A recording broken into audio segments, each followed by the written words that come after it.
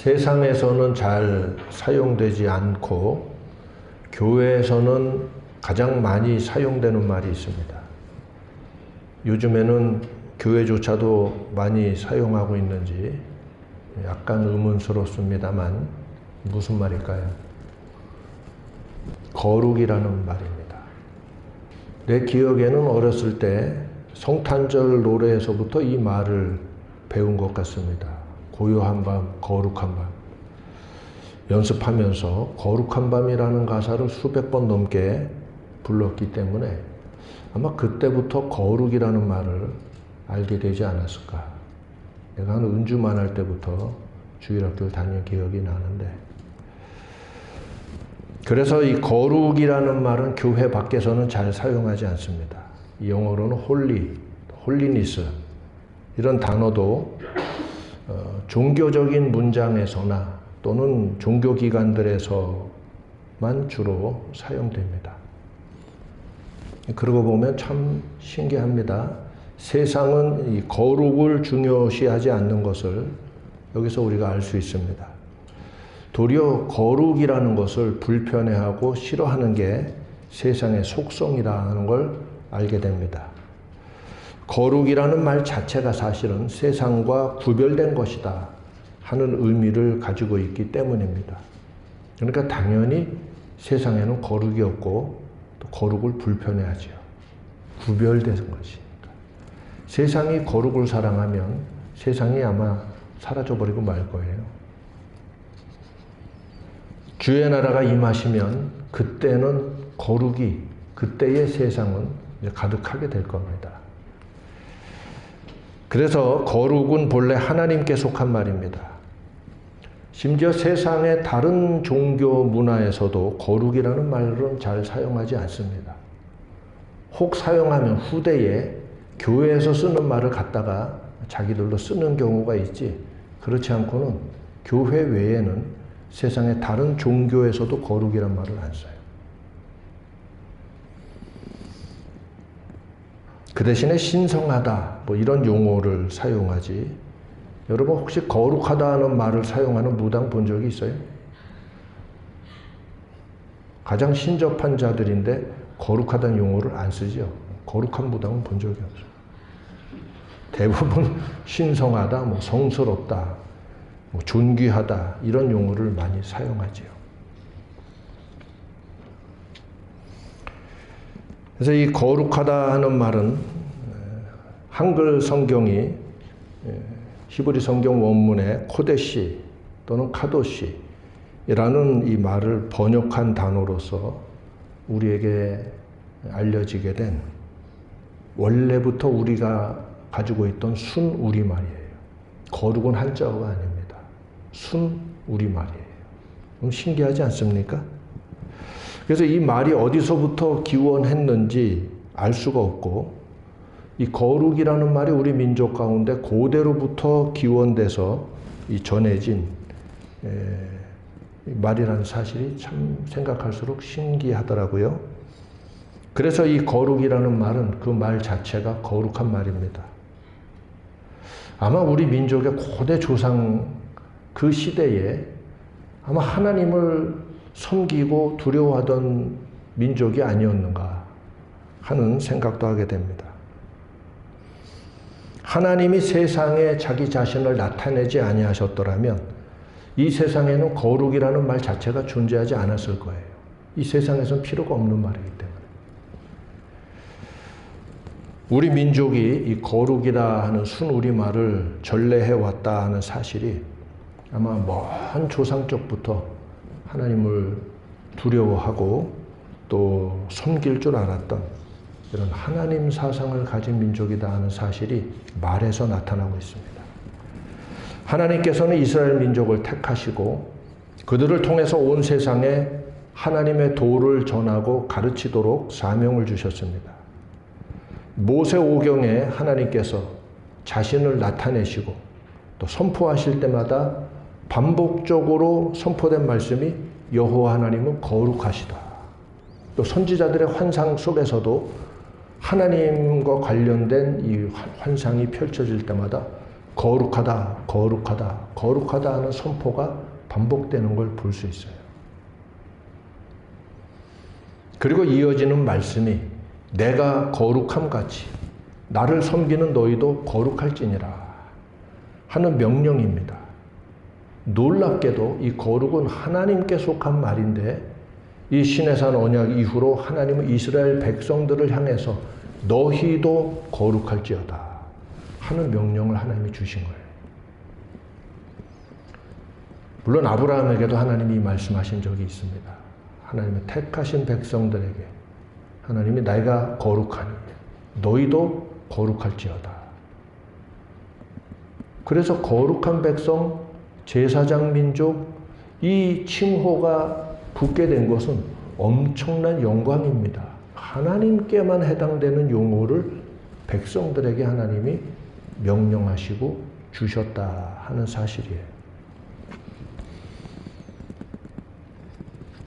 그래서 이제 하나님을 섬기는 백성, 하나님을 섬기는 성전, 또 제사장들 모두 거룩하게 된 거예요. 레위기는 일반적으로 오늘 읽은 말씀이 레위기죠. 일반적으로 레위기는 제사법전으로 이렇게 알려져 있습니다만 실은 그 안에는 11장부터 15장까지는 정결법전이 들어가 있어요. 그리고 17장부터 26장까지는 성결법전으로 분류되는 율법이 들어가 있어요. 그러니까 레위기에 더 많은 부분은 정결법전, 또 3분의 1 정도는 성결법전으로 되어 있고 나머지가 절기와 제사, 또 제사장들 관련한 구체적인 율법들과 부수적인 규례들이 포함되어 있는 걸 알 수 있어요. 그래서 레위기에는 크게 세 가지 신학이 나타나는데 하나는 속죄를 통한 화해의 신학이 나타납니다. 그래서 레위기에서 속죄의 제사를 또 화목 제사를 굉장히 중요하게 설명하고 있습니다. 그리고 성결의 신학, 성결 법전이 있다고 그랬죠. 그리고 정결의 신학, 11장부터 가운데 부분에 정결의 신학이 있습니다. 여기서도 나타나듯이 이 레위기 전체를 관통하는 신학적인 교훈은 거룩이에요. 카도시라고도 하고 코데시라고도 하고 모음은 중요치가 않습니다. 코데시. 하나님 앞에서 거룩한 백성, 거룩한 민족이 너희도 되어라 하는 명령이 핵심인 거예요. 왜냐하면 하나님이 거룩하시기 때문에 거룩을 명하시는 게 하나님의 특히 레위기의 여러 율법들의 핵심입니다. 이를 통해서 세상 앞에 하나님을 섬기고 하나님을 드러내고 가르치는 제사장의 민족으로서 이스라엘은 사명을 감당해야 되기 때문입니다. 그래서 민족적으로는 이것이 이스라엘에게 주신 명령이지만 영적으로는 세상의 모든 교회들에게 이 사명이 계승되어 있다 하고 보는 것이 합당합니다.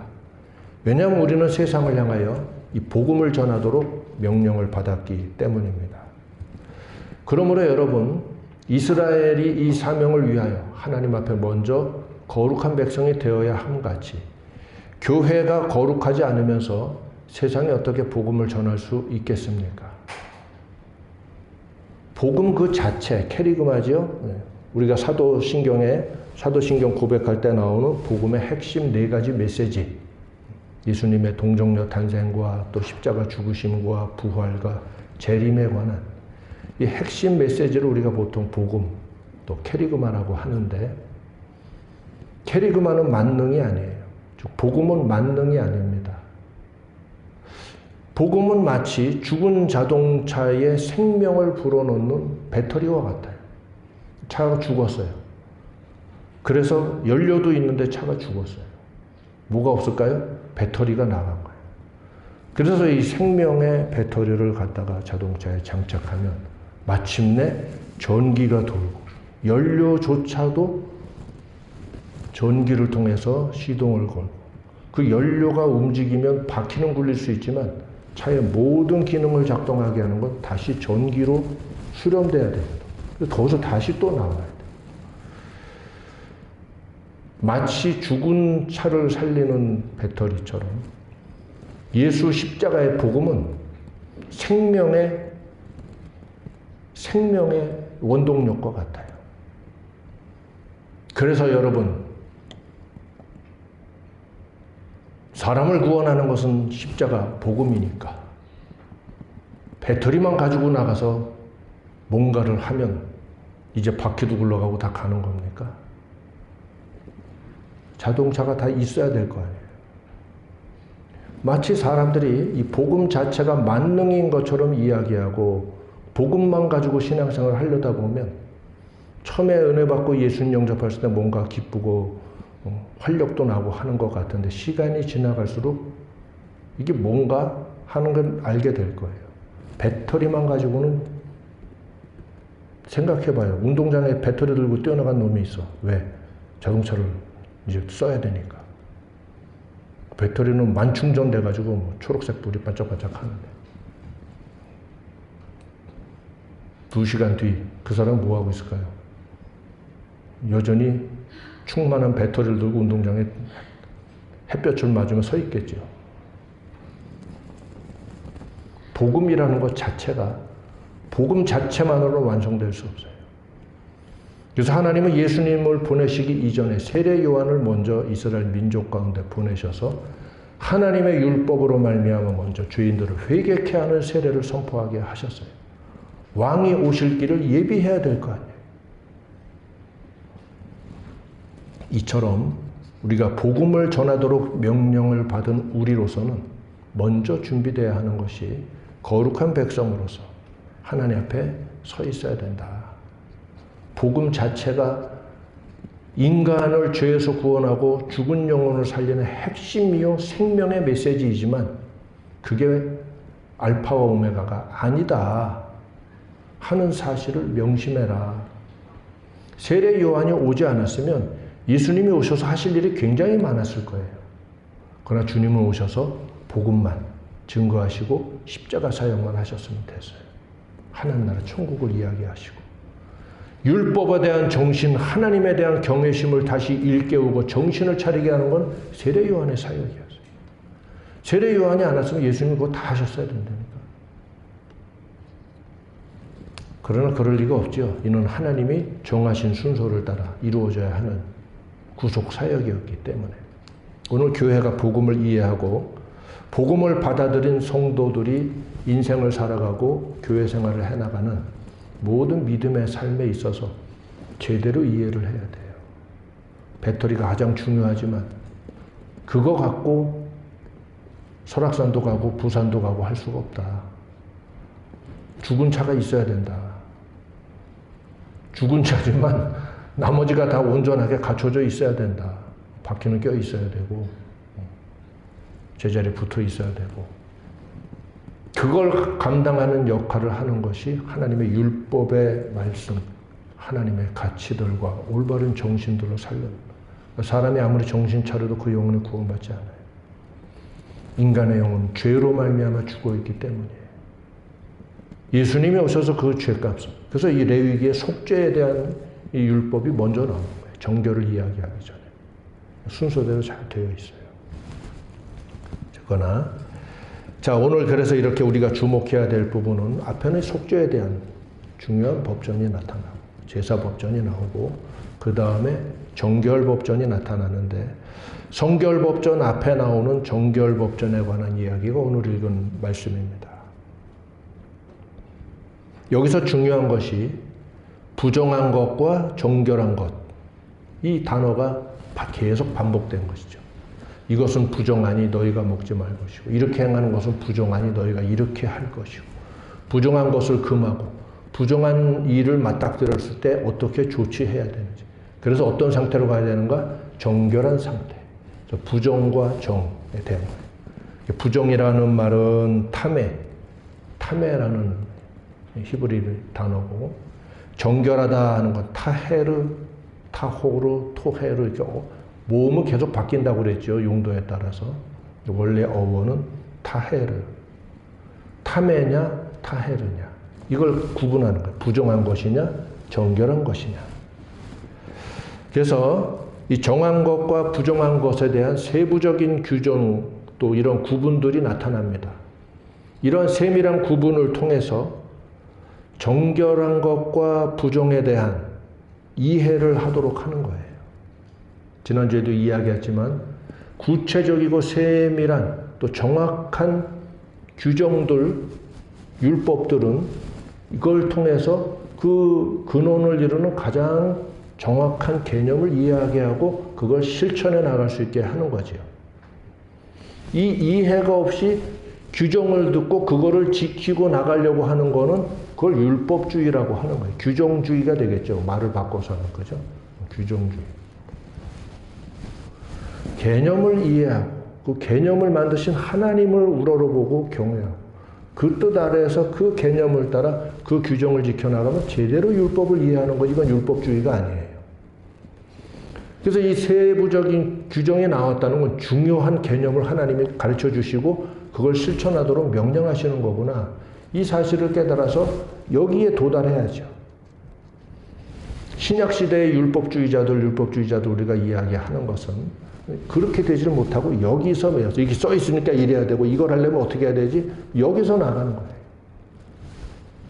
하나님을 경외한다면 하나님이 어떤 의도에서 무엇을 우리가 이해하고 지켜가기 하기 위해서 하나님은 그것을 명하셨는지 이런 묵상이 들어가야 되는데 그러지 못했던 부분이 많았던 것 같습니다. 이처럼 이 세부적인 구분을 통해서 우리는 정한 것과 부정한 것에 대한 개념 정리가 되어야 돼요. 그리고 이것은 영원한 율법이에요. 성경의 율법은 율법 위에 있는 게 진짜 율법이에요. 이 말이 어렵지만 어려우면 어떻게 해라? 외워라. 네. 외워두면 알아지게 돼요. 우리가 지켜야 될 율법은 그 율법 위에 있는 진정한 율법, 영원한 율법을 지켜야 돼요. 자, 오늘 이 레위기를 여러분 이제 읽어보시면 많은 부정한 것들과 부정한 행위들에 대한 규정들이 나타나 있습니다. 무엇은 부정하고 어떻게 행하는 것은 부정하고 이런 부정한 일을 저질렀을 때 어떤 것은 처벌하고 심지어 죽여라, 제해버려라 하는 강력한 요구까지 나타나는 걸 볼 수 있어요. 이처럼 부정한 것은 매우 중요하고 왜냐? 하나님 앞에 버려지는 것이기 때문에 거기에 몸담고 있거나 그 행위를 저지르고 그 선을 넘어간 자는 어떤 거는 다시 조치를 통해서 정결한 곳으로 나올 수 있지만 어떤 거는 그 선을 넘어간 거는 죽음밖에는 답이 없는 경우도 있다. 그래서 이 부정한 것에 대한 이해와 개념을 제대로 알지 못하게 행하면 사람이 무지한 중에 부정한 일을 할 수 있잖아요. 무지한 중에 애굽의 문화나 무지한 중에 가나안의 문화나 다들 이렇게 사는데 그런 철학과 그런 방식을 받아들여서 할 수 있잖아요. 그러면 그는 무지한 중에 죽임을 당하는 거예요. 하나님 앞에서는. 이집트나 가나안에서는 그들 중에 섞여 살아갈 수 있을지 모르지만 하나님 앞에서는 죽임을 당하는 거예요. 그래서 하나님 말씀하신 게 뭐예요? 너희가 이전에 있던 애굽의 습관이나 앞으로 너희가 들어가게 될 가나안의 어떤 문화도 너희가 본받지 마라. 그것들을 본받고 그것들을 하는 자는 여호와의 백성 중에서 끊쳐질 것이다. 또 이러한 자는 너희 중에서 제거하라 하는 말씀이 나타난 이유가 이거예요. 그럼 모든 성도들은 정한 것과 부정한 것에 대한 개념을 분명히 알아야 되고 하나님은 어떠한 기준으로 이것들을 보시는지를 이해를 해야 우리가 무지한 중에 부지 중에 죄를 짓고 무지한 중에 하나님 앞에 선 넘어가 있다가 나중에 어떤 일을 당할 수가 있어요. 그렇죠? 은혜 안에 있어서 은혜의 삶을 살아가려면 하나님의 은혜의 바운더리 안에서 우리의 삶이 있어야만 하는 것입니다. 그 가운데 굉장히 중요한 것이 정한 것과 부정한 것에 대한 것이고 모든 부정한 것을 피해서 정결한 가운데 들어와야 일단은 된다. 할렐루야. 그래서 잘 살펴보면 무엇이 부정한 것인가. 여기 뭐 나와요. 음식 먹는 것도 비늘이 없는 거, 뭐 되새김질 못하는 짐승, 새 중에도 똑같이 날개가 다 있고 날아다니는 새인데 우리가 보기에 같아 보이는데 어떤 새는 먹어도 되고 어떤 새는 먹으면 안 되고 뭐 이런 게 나와요. 무슨 기준으로 하나님 여기서 부정하다 정하다 그냥 하나님 마음에 내키는 대로 뭐 이거 부정해 이건 정해 이렇게 하셨을까요? 그럴 리가 없지요. 만물을 지으신 하나님께서 이스라엘 백성들이 취해도 되는 짐승들 또 음식들이 있고 또 이제 사람의 행위들에 있어서도 그러하고 쭉 나타나요. 여기서는 그걸 이야기할 시간이 없습니다만 그런데 공통적인 원리가 있습니다. 하나님이 원하시는 질서에 반하는 모든 것이 부정하다. 이게 하나의 큰 원리예요. 하나님이 원하시는 질서에 반하는 모든 행위나 모든 철학이나 음식물조차도 다 부정하다. 음식과 관련해서 부정한 것들의 구분은 그것들이 가지고 있는 유해성과 그래서 오늘날 우리는 오징어를 먹죠. 이스라엘은 오징어를 먹어야 안 먹어요? 안 먹지요. 왜? 비늘이 없으니까. 이스라엘은 메기를 먹어야 안 먹어요? 안 먹지요. 메기는 비늘이 없으니까.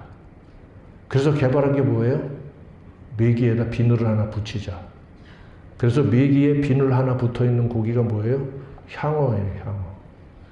우리가 수입해다가 뭐 배양해가지고 향어 요리점들이 한동안 많이 있었지요. 어쨌거나 비늘이 있어야 이 맛있는 고기를 먹으니까. 그래서 율법에는 비늘 없는 고기는 부정하니 먹지 말라 하셨으니까. 우리는 옥토푸스도 먹고 뭐 다 먹는단 말이야. 왜? 오늘날에는 그것들이 가지고 있는 유해성을 제거하고 그 상회하면서 우리가 음식을 이용할 수 있는 의학 지식이나 또 조리 지식이나 여러 가지 과학, 문명, 의약품이 발달되어 있기 때문에 오징어도 먹고 문어도 먹고 우리는 메기도 뭐 이방인이라서 우리가 마음대로 먹어도 되는 게 아니라 그 음식들이 가진 유해성 그리고 그것들이 내포하고 있는 인격적인 유해성도 있어요. 우리는 이것까지 고려해야 돼요. 그래서 사실 비싸서 자주 먹을 기회도 없긴 하지만 문어나 오징어는 종종 먹습니다만 그 정도 간혹가다 이렇게 섭취하고 합니다만 이것들이 내포하고 있는 인격적인 유해성이라는 게 있어요. 단지 위생적인 또 의학적인 유해성만 유해성이 아니에요. 그래서 어떤 짐승이나 어떤 동물을 우리가 먹고자 할 때에 그래서 이런 것들을 잘 판별해서 음식이라고 다 먹을 것이 아니라 우리의 마음과 정서, 우리의 인격에 합당한 것으로 먹어야 우리의 몸도 정하게 될 뿐 아니라 우리의 정신과 인격이 정결한 상태 가운데 유지될 수 있다. 이런 개념으로 바라보면 돼요. 그래서 하나님이 여기 동물들 구분하신 거 보면 대부분 그런 동물들이에요. 그리고 그 사막에서 먹었다가 굉장히 위험에 처할 수 있는 겁니다.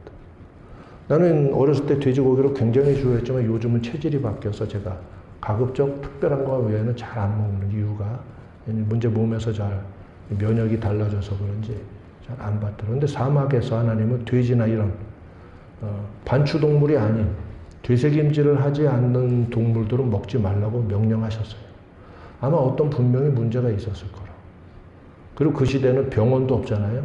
조치할 수 있는 약이 몇 종류 말고는 없었을 겁니다. 그래서 부정하다고 한 것들, 그리고 돼지랑 소랑은 똑같은 가축이지만 좀 다르잖아요. 먹는 것도 그렇고 대부분 풀을 먹는 짐승들이 눈도 선해. 동물원 가서 이 초식 동물들을 유심히 살펴보면 눈들이 되게 착합니다. 이스라엘 가다 보면 저 많은 소들과 양들, 소들이 있는데 이 소들을 보면 이 소들의 눈이 되게 착해요. 하나님이 원하시는 질서에 반하는 모든 것들은 부정하다고 말씀하신다. 인간의 육체와 정신이 하나님이 원하시는 질서를 따라 존재할 때 깨끗하고 건강할 수 있기 때문입니다.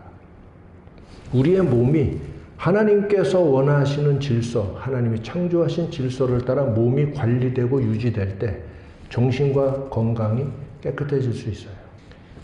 하물며 우리 인격과 도덕적인 행위에 있어서도 하나님께서 원하시지 않는 그릇된 행위들을 통해서 우리의 인격이 오염되고 더럽혀지게 되면 우린 절대로 정결한 삶을 살아갈 수 없게 되어 있고, 그거는 우리 육체도 망치는 길로 결국 와요. 사람의 몸과 정신이 분리되어 있는 것 같지만 죽을 땐 분리되겠으나 사람의 몸과 정신은 살아있는 동안은 계속 서로 에너지를 주고받습니다. 그래서 정신이 피폐해지고 썩으면 그 육체도 망가지게 되어 있어요. 반면에 육체가 제대로 관리되지 않고 망가지고 피폐해지면 정신도 문드러지게 되어 있어요. 같이 영향을 주고받기 때문에 잘 관리해야 돼요. 그래서 보면 하나님의 도덕적 명령이 나오기 전에 먹는 음식에 대한 명령이 먼저 나오는 거예요. 환경에 대한 명령을 하나님 먼저 하시는 거예요.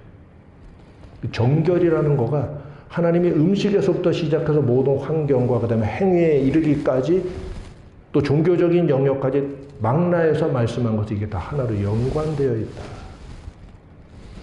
그래서 우리는 정결하게 되어야만 합니다. 인간의 육체와 정신, 앞에도 말했지만 하나님께서 원하시는 질서를 따라 존재할 때 깨끗하고 건강해진다. 이 개념을 여러분 머리에 박아놓으세요. 오늘날 우리의 삶에도 직접적으로 연관되어 있는 교훈입니다. 우리는 정결함과 부정의 교훈, 그 원리를 이해하고 우리 삶에 적용해야 할 것입니다. 세부적인 내용은 아까 제가 음식으로 예를 들었듯이 그것은 이제 시대와 문명에 따라 조금씩 달라질 수 있지만 그 안에 내포되어 있는 원리만큼은 불변의 진리예요. 그래서 오늘 이 시대에도 의학과 위생 수준의 그 진보 척도에 따라 상관없이 이종 교배하는 일은 교회가 받아들일 수 없는 거예요. DNA를 조작하고 뭔가 인간의 편리를 위해서 심지어 인공으로다가 짐승을 또 사람을 만들어내기까지도 하는 이런 시도를 벌이고 하는 일은 오늘날 우리가 받아들일 수 없어요. 이것은 하나님이 원하시는 질서를 거스르기 때문이에요. 항상 기본 원리가 뭐다? 모든 정결한 것과 부정한 것은 하나님께서 원하시는 질서 안에 있는 건 정결한 거예요. 부정한 것은 하나님께서 원하시는 질서를 벗어난 건 부정한 거예요. 남녀 간의 육체적인 관계도 하나님께서 원하시는 질서 안에 있는 가정이죠. 하나님께서 원하시는 질서 안에 있는 건 거룩하고 정결한 거예요. 그러나 하나님께서 똑같은 행위가 하나님께서 원하시는 질서를 벗어나면 가장 더럽고 죄악된 것이 되어버려요. 이 정결과 부정의 원리가 이 하나님의 질서였구나 하는 이 핵심 원리를 우리가 이해하면 우리의 오늘날 삶에 그대로 적용되는 거예요. 그래서 유대인들이 먹는 음식이나 또 이런 것들을 뭐라고 합니까? 코셔라고 하죠. 코셔라고 하는 것은 성경의 율법에 합당하게 하나님께서 원하시는 생명의 원리, 인격의 원리를 준수해서 만들어진 음식들, 또 필요한 생활의 여러 물품들, 이것들에 코셔 마크를 줘서 합니다. 정결하다 하는 의미예요. 그렇게 보면 지금 이스라엘 사람들이 사실은 세상에서 가장 정결한 것들로 먹고 또 살아가고 있는 모습을 지금까지도 볼 수가 있어요. 그래서 뭐 우유랑 치즈를 같이 안 먹는다던가 또 뭐 치킨이랑 계란을 같이 넣어서 먹지 않는다던가. 왜냐하면 치킨은 그 애미고 계란은 그 자식인데 두 개를 각각 먹을 수는 있지만 두 개를 섞어서 먹는 건 닭에 대한 예의가 아니다. 그거는 하나님의 생명을 존중하는 우리의 인격 원리에 인격적인 원리죠. 하나님의 인격 질서에 벗어난다. 그래서 소고기를 먹으면서 그걸 우유로다가 소스를 쓰거나 절대로 유대인들은 하지 않죠.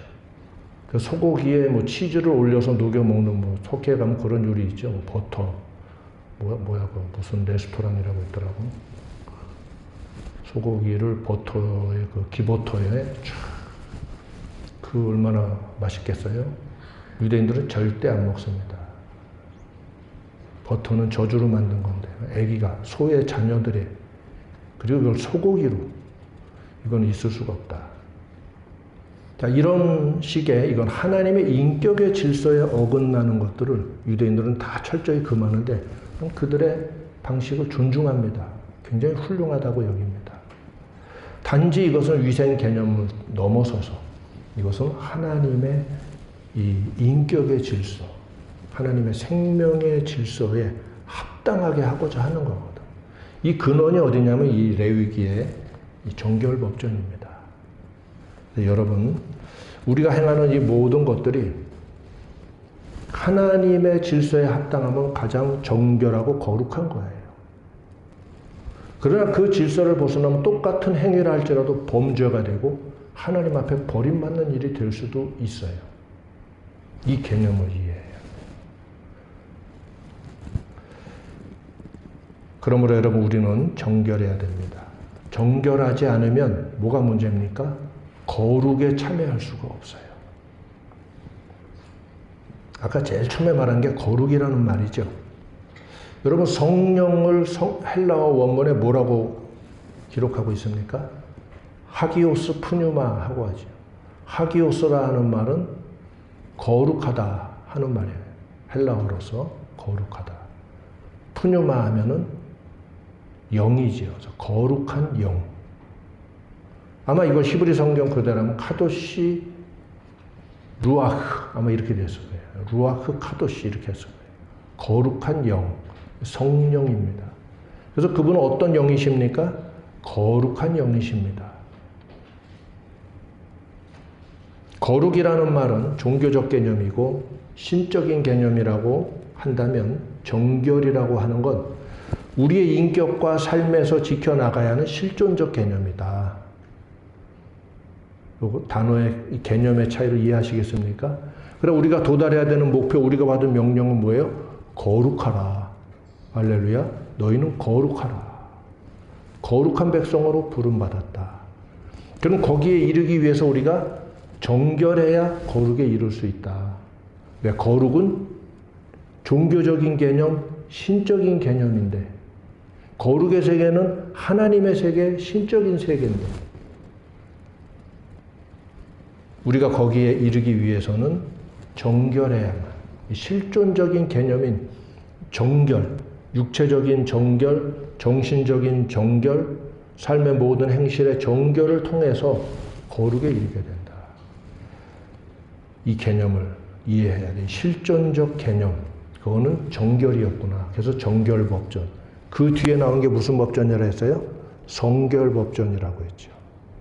정확하게 레위기는 순서대로 되어 있죠. 앞에는 속죄, 제사에 관한 율법들이 나오고, 그 다음에 정결에 관한 법전이 나오고, 그 뒤에 성결법전이 나와요. 성경이 구조적으로 사실은 굉장히 치밀하고 완전하게 편집되어 있고 우리에게 제시되어 있는 하나님의 말씀인 걸 알 수 있습니다. 그래서 여러분, 우리 정결을 통해서 하나님이 요구하시는 거룩에 이르게 되는구나 하는 이걸 이해하면 돼요. 우리 인격과 행위가 정결하지 않고서 종교적으로나 영적으로 충만해지고 헌신적으로 봉사한다. 이런 사람들 많지요. 그 사생활이나 또 그들의 은밀한 가운데 하는 여러 가지 일들은 정결하지 않은데, 그런데 이 하나님 앞에서의 이 종교적인 충만함과 또 그들의 이 헌신과 봉사가 이 뜨겁고 또 이런 걸 통해서 이 또 정결함에 미진한 것들을 대신 헌신을 통해서 만회하리라. 이런 사람들 많잖아요. 교회 안에 어쩌면 만연해 있죠. 그러니까 행실에 있어서는 정결에 대한 개념 없이 그냥 하지만 하나님 앞에서는 또 헌신하고 서운하고 뜨거운 이런 청년들도 많죠. 그래서 방학 때마다 또 어디 단기 선교 또 나가고 대단히 헌신된 사람처럼 느끼지만 이러한 거는 주님은 모르시는 일이에요.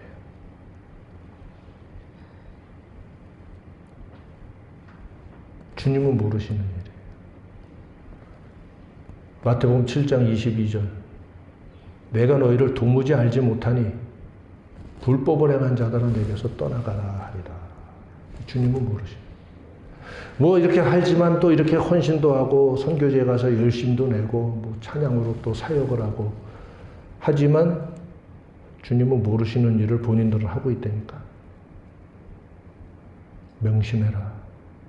거룩하지 않으면 행하는 모든 일을 주님이 모르시는 일이다. 레위기의 이 정결율법이 이처럼 중요한 것은 주님이 아시는 자가 돼야 되고 내가 살아간 삶을 하나님이 인정하시는 상태가 돼야 되지 않겠어요? 그 첫걸음이 정결법전이에요. 그 다음에 성결법전. 성결이라는 말은 카도시예요. 거룩법전이에요. 거룩에 대한 법이에요. 앞에는 먼저 정결. 그래서 여러분, 교회가 음주를 금기시하는 것은 술 자체에 마귀가 들어있기 때문이 아니죠. 그래서 마트에서 물건 고르다가 술병을 잠깐 만져, 아이고 마귀 만졌네. 뭐 이러고 와서 교회 가서 뭐 하이타이로 손 씻고, 요즘 하이타이 안 쓰지만 술이 마귀입니까? 근데 마귀들이 가장 선호하는 도구긴 해요. 그러니까 그놈이지 뭐. 그래도 뭐 틀린 말은 아니에요. 그러나 교회는 음주를 하게 되면 우리 정신과 인격이 부정하게 되거든. 해이하게 되고 도덕심도 해이하게 되고. 그래서 술 많이 취해가지고 예의 잘 차리는 사람 봤어요? 애도 어른도 몰라보고 심지어 전봇대 붙들고 싸우잖아요. 인격과 비인격도 구분 못하고. 하나님 원하시는 질서예요. 나의 정신 질서가 무너지더라고. 흔들리고. 이거 안 되겠다. 이걸 알아야지. 계속 먹으면 돼야 돼.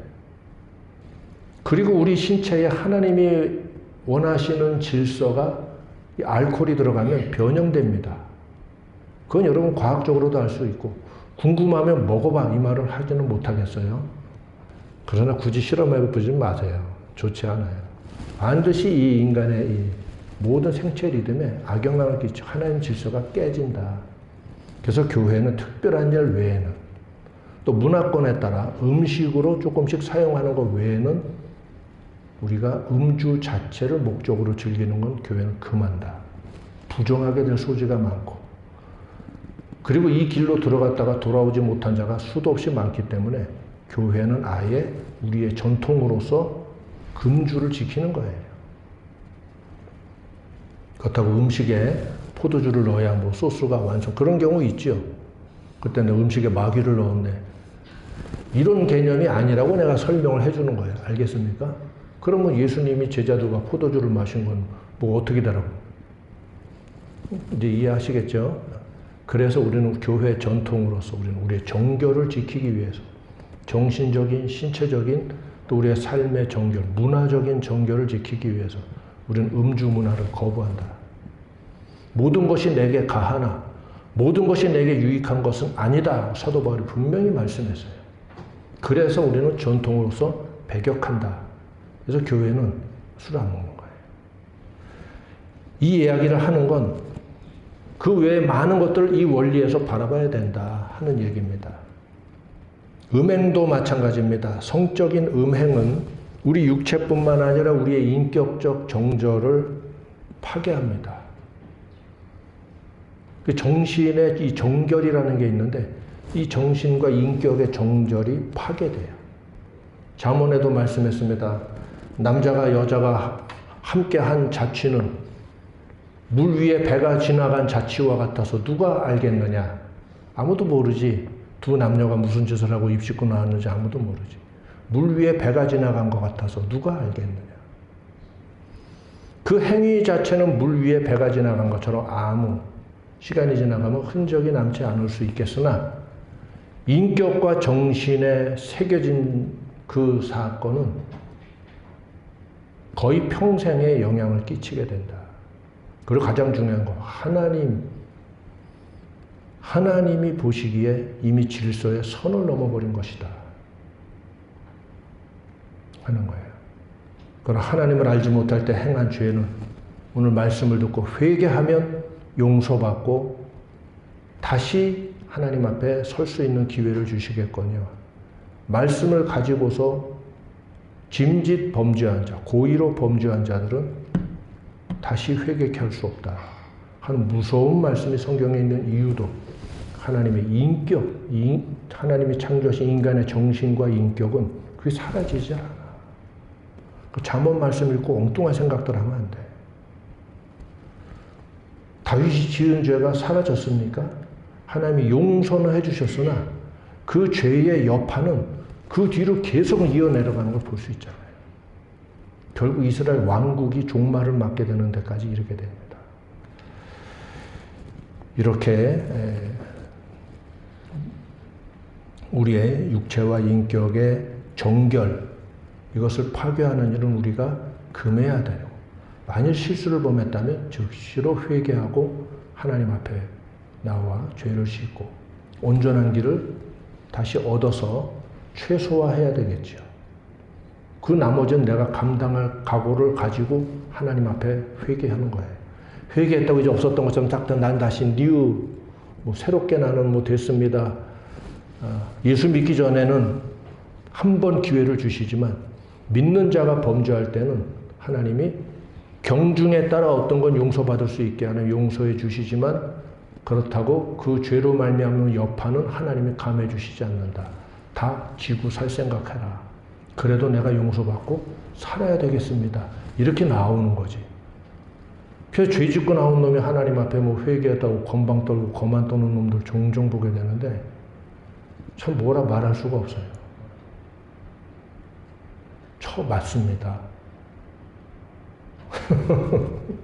어디 용서받겠다고 나오는 놈이 고개를 뻣뻣이 들고 나와서 하나님 앞에 용서를 요구합니까? 용서는 요구하는 게 아니라 비는 거야. 따라합시다. 빈다. 네, 비는 거예요, 회개. 빈다는 얘기는 결과를 모른다는 거예요. 맞죠? 빈다는 얘기는 결과를 모르는 거예요.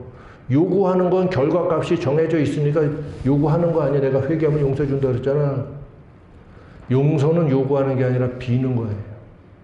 그럼 결과값을 모르는 거예요. 하나님이 보시고서 그 저지른 행위의 경중에 따라 그리고 지금 나아오는 태도와 결단의 여하를 보시고 하나님이 결과를 나중에 주시는 거예요. 죄라는 거, 회개라는 걸 함부로 우습게 하는 이 비인격적인 이 기독교인들 요즘 이 디지털 시대다 보니까 성경도 디지털로 읽는지 성경은 아날로그다. 명심하시기 바랍니다. 그래서 정해져 있으니까 이대로 가면 되죠. 이대로 가면 되죠. 어떤 건 이미 정해놔서 그대로 가면 되면 프로토콜대로 되는 게 있는데 어떤 건 하나님께서 인격적으로 다루시는 게 더 많다. 어찌 우리가 알겠는가? 여러분의 인격과 행위로 말미암은 것들의 무게와 값어치를 여러분이 수치로 계산할 수 있어요? 그 한계를 정할 수 있어요? 정확히 아시는 분은 하나님만 아셔. 그래서 죄와 회개, 정결과 부정에 대한 것들은 우리가 굉장히 주의하고 무겁게 다뤄야 되고 소중히 여겨야 되는 것들이구나. 이거를 이해하시고 자녀들에게도 잘 가르치시고 어려서부터 깨끗한 정신과 행실 이런 것 속에서 잘 성장하도록 하고 이러면 100점짜리 자녀들로 여러분이 100배이면 자녀들은 100 곱하기 100의 자손이지 그러면 만이지 만배의 자녀들이 될 줄 믿습니다.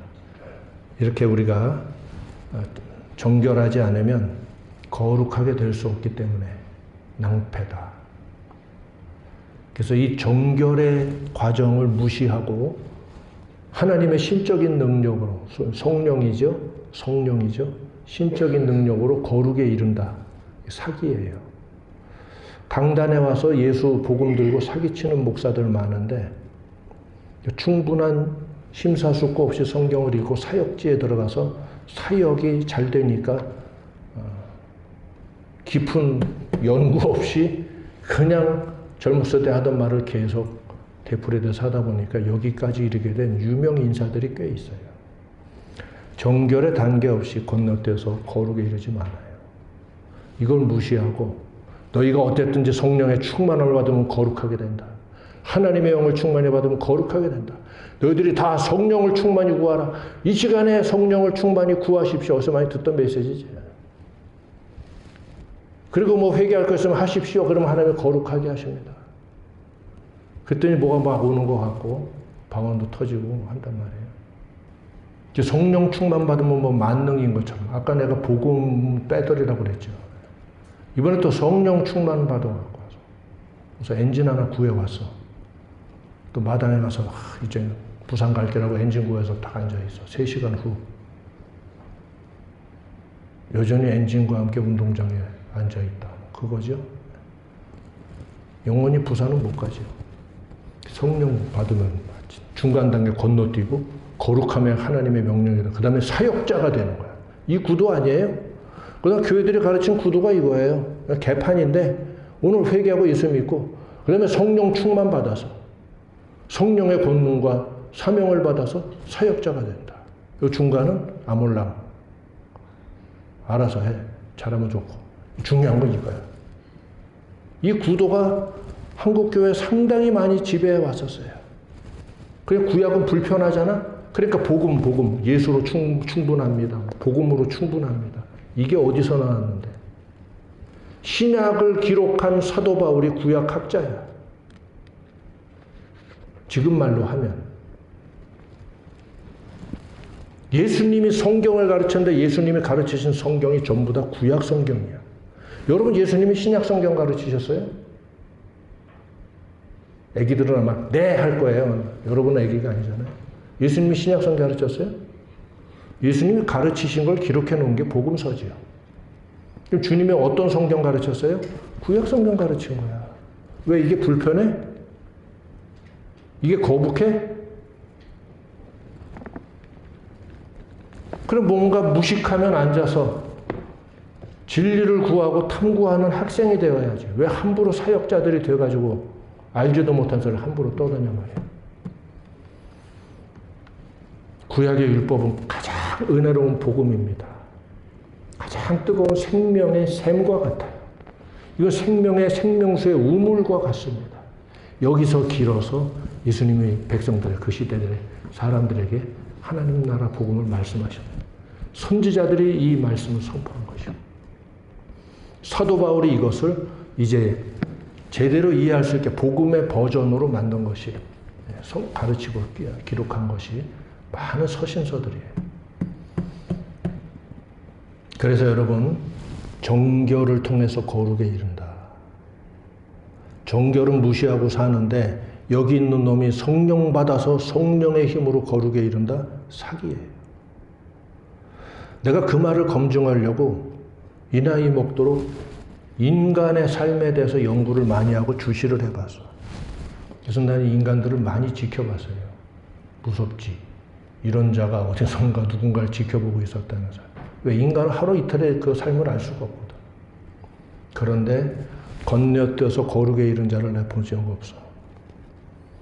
도리어 가장 위험한 자 인물들이 돼서 활동하고 있더라. 정결은 실존의 개념이고 거룩은, 성결은 이거는 신적인 개념이에요.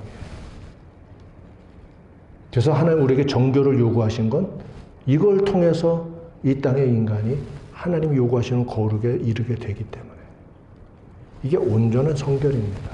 할렐루야. 다시 앞으로 돌아와서 성령님은 어떤 분이시라 했습니까? 제 중간쯤에 이야기했죠. 거룩한 영이시라 했죠. 이제 이해하겠어요? 거룩한 영이신 성령님께서 정결하지 않은 놈한테 임하시겠냐고. 임하신다 할지라도 근심이 더 많으실까 기쁨과 활력이 더 많으실까 그의 안에서. 근심이 더 많으시겠죠. 성령을 소멸치 말라. 사도들의 경고가 있죠. 성령을 소멸치 말라. 예언을 멸시치 말고 성령을 소멸치 말라. 사도들의 경고가 있어요. 어떻게 하면 성령이 소멸될까요? 거룩하신 영이신데 부정하게 자꾸 행실을 하고 부정한 생각과 사고를 갖고 있으면 거룩하신 영이 들어오셨더라도 근심하시고 그 범위가 작아질 수밖에 없지 않겠습니까? 심지어 떠나가시면 그는 영적인 사망이요. 다시 구원 못 받아요. 이처럼 인간의 정신적이고 또 그의 삶의 모든 행실에 있어서 정결을 지키고 유지하고 회복하는 것은 매우 중요하다. 너무나도 감사해요. 구약을 늘 복음이라고 반복해서 이야기하죠. 레위기의 이 법전의 가장 앞부분은 속죄 제사에 대한 걸 말씀하고 있다. 이게 얼마나 은혜로워요. 너희 죄인들아 와서 하나님 앞에 속죄의 제사를 드리고 회개하라. 그리고 다시 죄 사함을 받고 정결함을 되찾아라. 이 너무나 은혜로운 말씀이죠. 레위기는 참 귀한 은혜의 말씀이에요. 하나님이 우리를 심판으로 부르시는 게 아니라 속죄를 통해서 거룩함에 이르도록 불러주셨기 때문에 감사한 거예요. 오늘 우리의 부정함과 부족함을 뒤늦게나마 깨닫는 일이 있다면 우리 하나님 앞에 나와서 그래서 먼저 우리를 번제단 앞으로 제단 앞으로 우리를 부르셨구나. 와서 깨닫고 회개하고 주여 하나님 율법과 말씀을 깨닫지 못하고 무지한 가운데 제가 부정한 자의 삶을 살았나이다. 그래서 이사야가 하나님의 성전의 환상을 체험할 때 입에서 터져나온 말이 뭐예요? 화로다 나여 나는 입술이 부정한 자로서 부정한 자 중에 거하였도다. 화로다 나여 죽게 되었도다. 부정이라는 말이 이사야의 입술에서 쳤다. 하나님의 이 거룩한 영광을 직접 눈으로 체험하고 몸으로 체험하게 되자 이사야의 입에서 저절로 터져나오는 말, 화로다. 부정하다 하는 말, 나는 부정하다. 이 고백이 제일 먼저 들어요. 우리가 장차 하나님 나라 영광을 마주하게 될 때 우리 입에서 이 자동적으로 튀어나오게 될 우리 영혼의 고백이 있어요. 거기서 그때 가서 부정하다. 나는 부정한 자로서 부정한 일을 해놨고 부정한 삶에 거하였구나. 이랬다가는 자발적으로 지옥으로 빠꾸해서 들어가게 될 거예요. 절대로 천국 못 갑니다. 내가 예수 믿었다니까요. 내가 못된 일도 했다니까요. 누가 모르는 일이라고? 주님은 모르는 일이에요. 너만 잘하는 일을 했구나. 이렇게 되는 거예요. 이처럼 사역보다 더 중요한 게 뭐냐? 정결 안에 거하는 거. 그래서 거룩에 이르는 거. 이런 자 되기를 날마다 하나님 앞에 기도하고 내 자신을 돌아봐야 돼요. 그러니까 이런 성찰과 기도 없는 일상을 살아가는 자들은 이 불경한 자들이야. 예수 믿고 교회를 다니지만 불경한 자들이라고. 그렇게 어떻게 살 수가 있습니까? 매일매일 나를 돌아봐도 부족한 투성인데. 그래서 여러분 매일매일 하나님 앞에 나와 회개하고 자신을 돌아보아 정결을 통해서 거룩에 이른다. 이 표를 마음속에 딱 세워 정결을 통해서 거룩에 이른다. 그러면 그동안 우리 교회에서 쭉 믿음 생활을 하면서 알게 모르게 암암리에 느끼고 깨닫고 생각했던 것들이 여러분도 모르는 가운데 영향을 받은 게 상당히 있을 거예요. 왜 저렇게 하는지 전에는 이해를 못했는데 모든 부정한 것을 제하고자 하는 노력의 하나였구나. 이런 개념으로 이해하시면 돼요. 심지어 소리조차 우리 성도들에게 먹이는 음식조차 최대한 정결한 것으로 사치 있는 것으로 하지 못할지라도 하나님께 예배하는 것들 부정한 것들 다 제하고 물건 자체가 아무 이상이 없을지라도 이거 쓸만한데요? 쓸만할지 모르지만 그 물건의 내력과 과정이 우리 인격에 부정한 영향을 지속적으로 바라고 있으면 부정한 거예요. 그래서 기도하고 하나님 앞에 새롭게 작정하고 헌신하고 하지 않은 것으로 들어온 것들은 다 바꿨잖아요. 시간들을 통해서. 끊임없이 우리는 이 세계를 추구하는 거예요. 그게 저거다라는 얘기는 아니지만 그 선상에서, 그 추구의 선상에서 나중에 그렇게 된다. 이런 사람이 몸은 안 씻고 나와서 예배를 하겠습니까? 이런 사람들이 자기 집안과 자기 일신은 더럽게 하면서 밖에 외출할 때만 화장 싹 하고 향수 뿌리고 이러고 나가겠습니까? 많은 기숙사 학생들 방을 불시에 침입하면은 어떤 모습을 보게 될지 모르지만 많은 아이들이 그럴지라도 우리 청년들이나 우리 자녀들은 밖에서 보는 모습과 집안의 방 정리한 상태가 같아야 될 줄 믿습니다. 우리가 추구하는 건 세상에서 보는 이쁨이 아니라 정결을 추구하는 거니까. 정돈된 삶, 정돈된 모든 환경, 신발도 벗고 나면 정돈하고 정결하게. 그게 저거다라는 얘기는 아닙니다. 그건 율법주의입니다. 그걸 추구하다 보면 삶의 모든 정신이 일관될 수밖에 없어요. 이렇게 하는 이유는 하나님의 거룩의 명령을 사모하기 때문에 어떻게 하면 나는 그걸 할 수 있을까 하는 속에서 날마다 두려움으로 살아야 돼요. 말씀을 정리합니다. 오늘 정결에 대한 요구는 결론적으로 어떻습니까? 우리에게 주어진 선택사항입니까? 아니죠. 이는 필연적인 명령이에요. 유의해야 될 거는 토라는 티칭이라고 그랬죠. 토라라는 말 자체의 가장 중심적 개념은 가르침이라는 의미인데 토라가 교훈이라는 의미라고 해서 법이 아니라는 것은 아니다. 토라는 분명히 율법이다. 유의해야 될 거 이거예요. 그러나 우리는 그 율법을 그대로 지키는 게 아니라 거기에서 추출된 원리, 그 원리는 절대 불변의 율법으로 여겨야 된다. 우리가 주목해야 될 건 이 토라 율법에서 추출되는 핵심 원리. 그게 율법 위에 있는 진짜 율법이에요. 이 프린서플. 이건 영원한 불변한 것이고 절대 불변의 원리예요. 이거는 이스라엘 백성들뿐만 아니라 우리 모든 교회의 제자들이 절대 진리를 여기고 지키고 추구해야 돼요. 우리는 토라 율법의 말씀들을 통해서 여기에 주목해야 돼요. 오늘 정결에 대한 요구와 교훈이 바로 그 중에 하나다. 그리고 그 중에 굉장히 중요한 것이다. 이건 율법 위에 추출된 원리예요. 정결을 통해 어디에 이른다? 거룩에 이른다. 그러면 우리는 내 삶의 모든 행위와 정신에 있어서 부정한 것을 대적하고 경멸하고 피해야 된다. 이러시기 바랍니다. 그래 정결한 자녀를 낳으면 자녀들이 크게 복됩니다. 그 자녀가 또 정결한 자녀를 낳으면 더 크게 복되겠지요.